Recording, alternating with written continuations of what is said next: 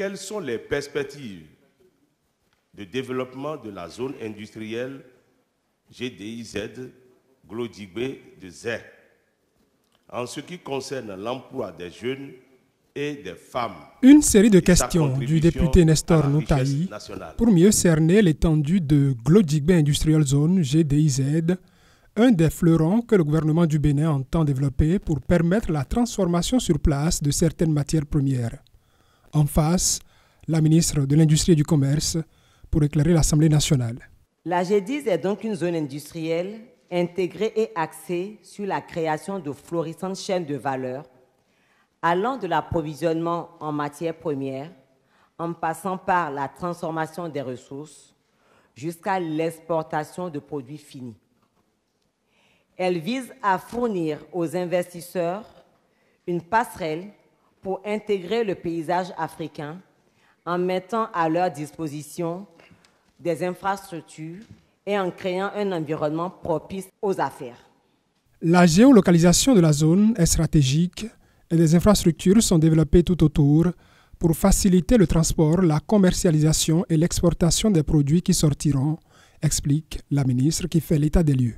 La GDIZ compte aujourd'hui 36 investisseurs qui ont déjà signé un contrat de réservation de parcelles avec CIPI Bénin.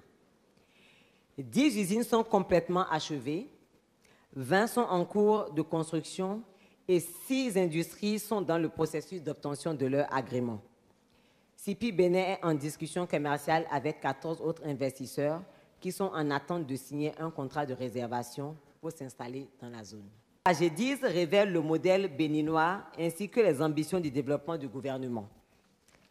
Ceci a été confirmé le 4 octobre 2023 lors de la célébration de la 5e journée mondiale du coton, où parmi les 8 pays objets de comparaison, le Bénin était le seul pays disposant d'une zone intégrée de transformation en matière de chaîne de valeur.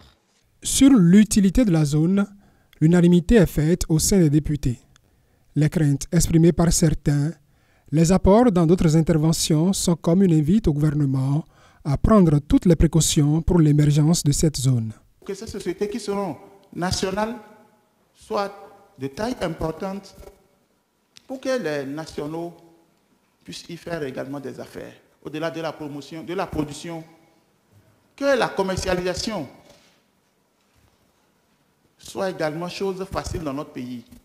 Nous avons déjà vu plusieurs industries ici, Coteb, Sonacog, ou bien on les a créées, on a chanté, mais toutes ces industries-là sont mortes, faute de stratégie, faute de marché en amont ou en aval.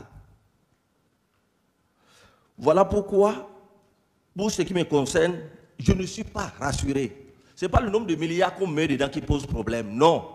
Mais c'est la stratégie qu'on a définie en arrière. Il faut informer notre jeunesse qui pense qu'il faut aller chercher du travail dans la cybercriminalité. Donc tous les jours, il ne passe pas un seul jour sans que la GDIZ ne publie des offres d'emploi. S'il vous plaît, tenez un bulletin qui informe la jeunesse pour dire qu'il y a des occupations saines sur cet espace-là. Pour la représentation nationale, tout doit être fait pour que Glodjibé Industrial Zone reste attractif pour les investisseurs et pour la valeur ajoutée aux matières premières produites au Bénin.